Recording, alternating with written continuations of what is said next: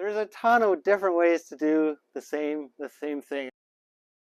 So when I finished college, I started picking it up as a more serious hobby. So I've completed about seven models so far, mostly sailing ships. This is a topic there, subject I usually like to work with. So today I thought I'd just, because it's a rather short presentation, I thought I'd just go over a couple of the basics about ship modeling that I've experienced.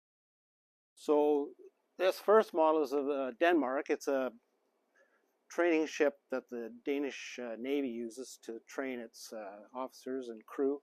And this is a really old kit, so you can get an idea of what the kits used to be like when they put them together in like the 70s. This kit's probably from the 70s or the 80s, so it's quite old.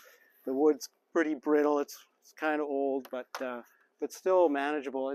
This kit was given to me by a friend of mine who wasn't going to build it, and so he needed to find a home for it. So I said I'd take it on. So I haven't done too much with it yet because I have another project on the go right now. So, but eventually I would like to build it. It's a pretty attractive, tall ship, as you can see from the artwork on the box. So it's a tall ship design, ship rig.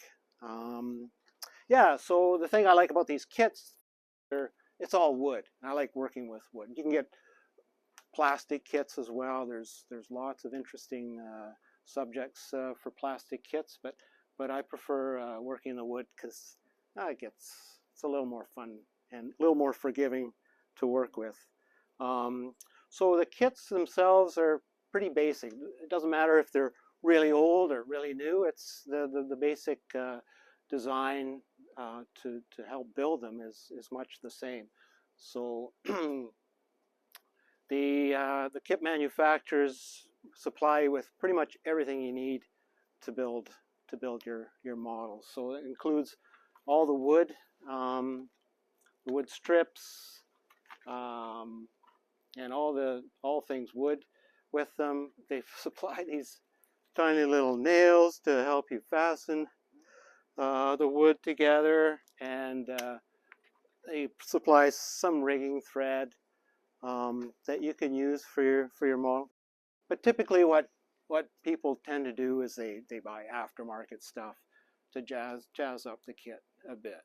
Especially with this one, because it's so old, the wood's probably not going to be very usable, because this wood now is so old and dry, it's going to crack and splinter as soon as you start to work with it. But the nice thing is there's aftermarket suppliers that you can find on YouTube or find on the internet to make up for what you lack.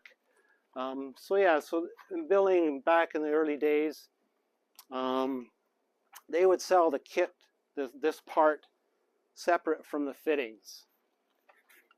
And they did that for a couple of reasons. First of all, they realized that most model makers are not going to complete the model they're going to build, right? It's a sad fact, most models don't get built.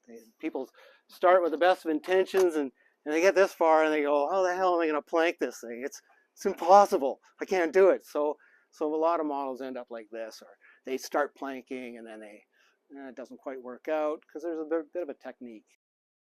These kits are wonderful. I really like them because the other form of model boat building is where you scratch build everything. And I've seen those models on that Model Ship World website that I mentioned, and they're spectacular. These models are built everything from scratch, right? All the wood strip is all milled. They mill and use lathes to make other parts the ship model. But I find the kits are the easiest.